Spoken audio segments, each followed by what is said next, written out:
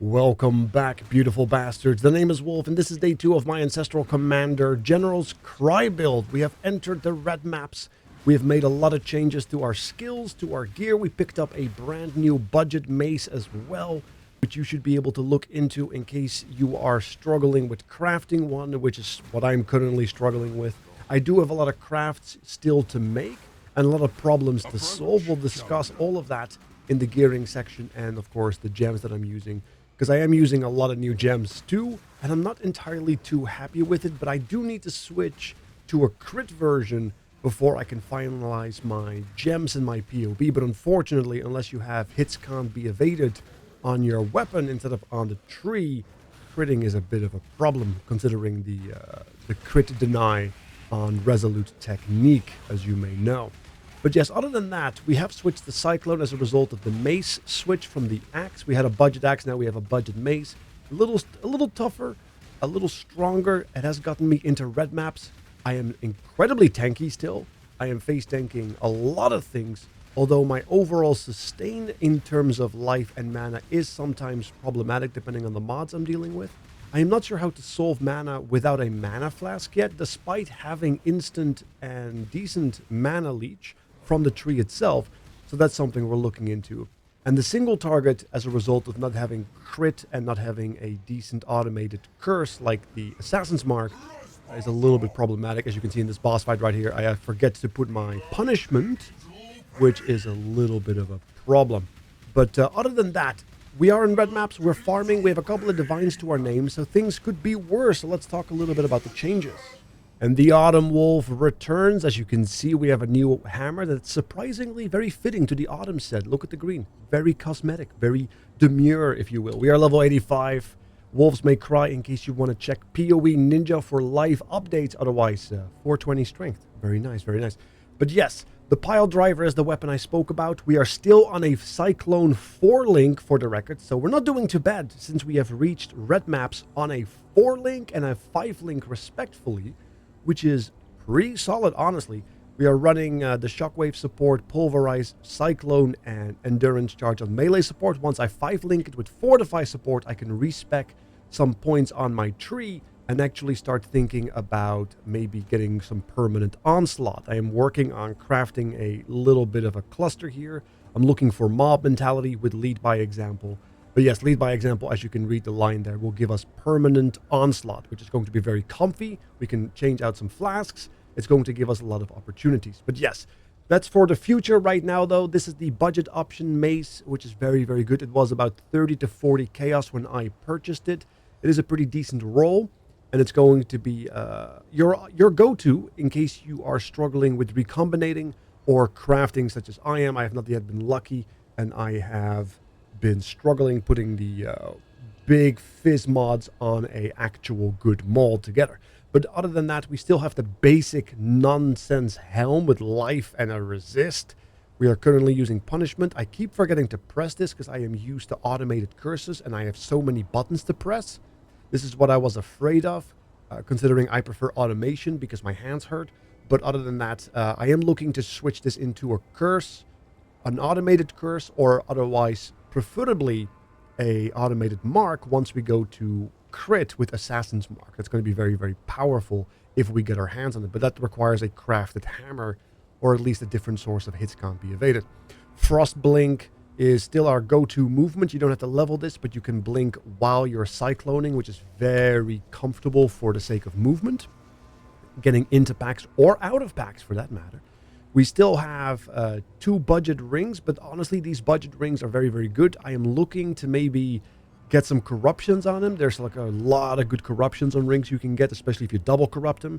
Think about bleed immunity, think about elemental res, think about, what's the other one that I really, really enjoy? There's another one that is an immunity. I think it's poison immune.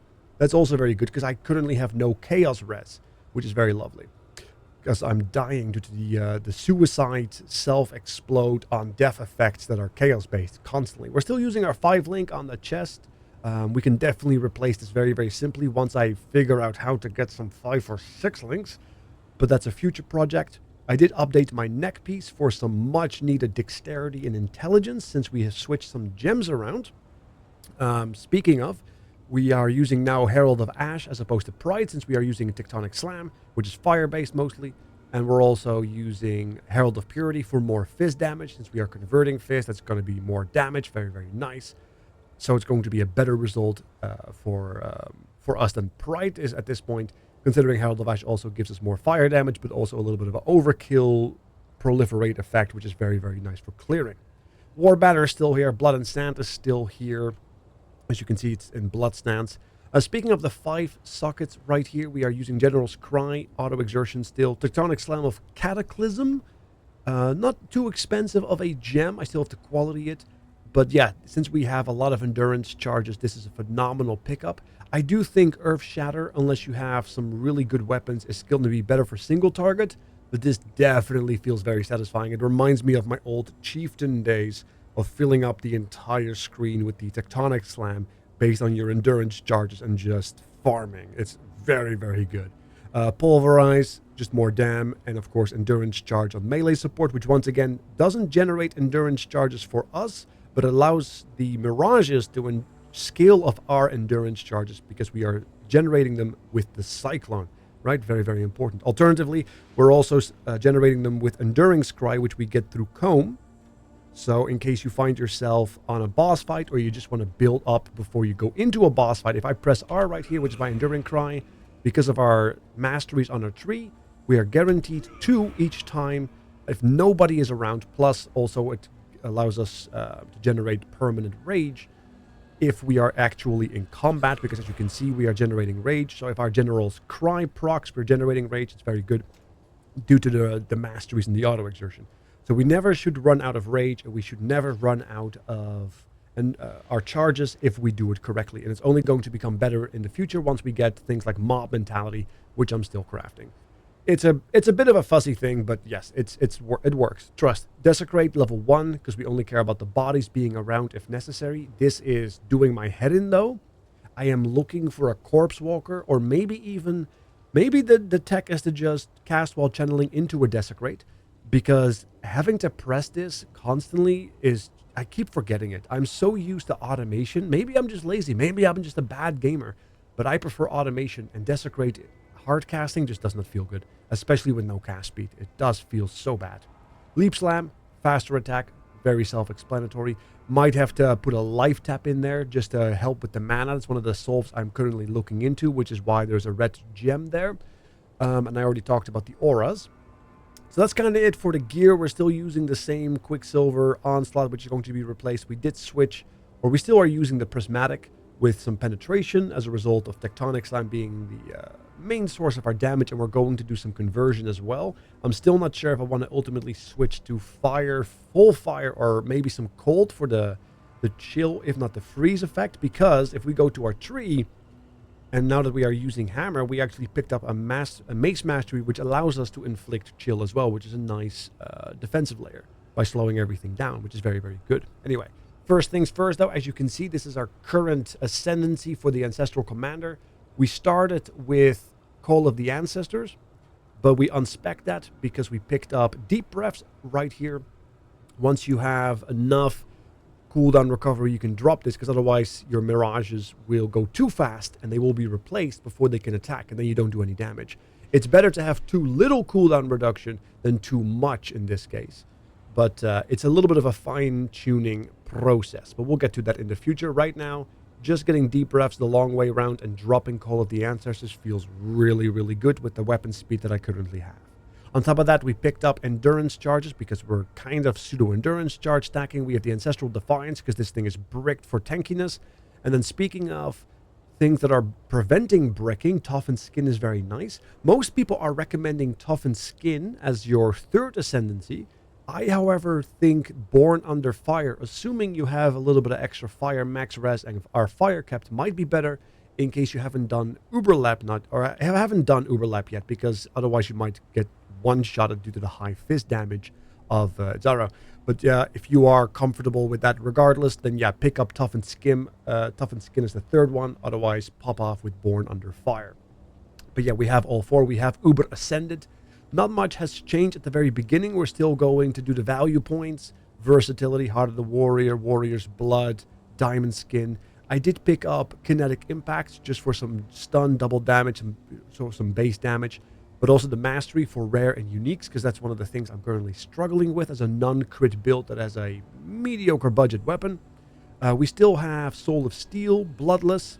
We are planning to respec Steadfast once we have the 5 link.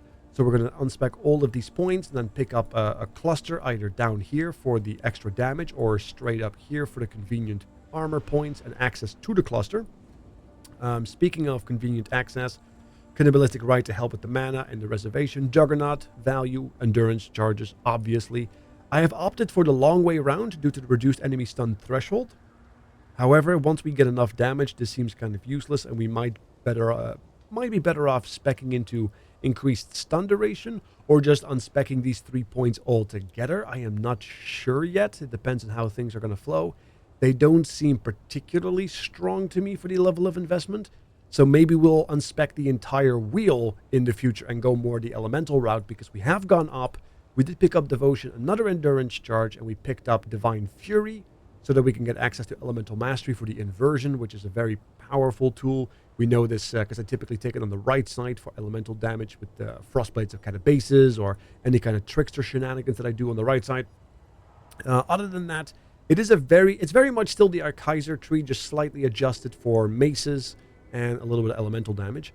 I am indeed still using the attack damage leached as mana right here with the Vitality Void and Leech Mastery, but this is a lot of points. So I'm wondering if I might be better off finding a jewel and just spending 1 point to socket a jewel in and getting some leech through that. But like I said, I am struggling to play the game without a mana flask right now, so I don't think that's going to happen.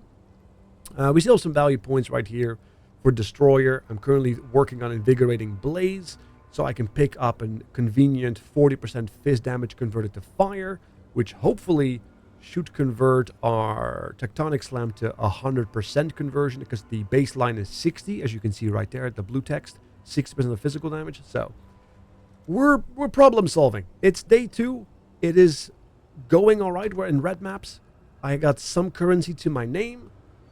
You know, I've been in worse places. I have been in worse places, spaces, and cases. So yeah, hopefully your builds are doing all right. This is indeed my day 2. Hopefully you're further along than me, because I'm a little under the weather still. So bear with me as I try to cope.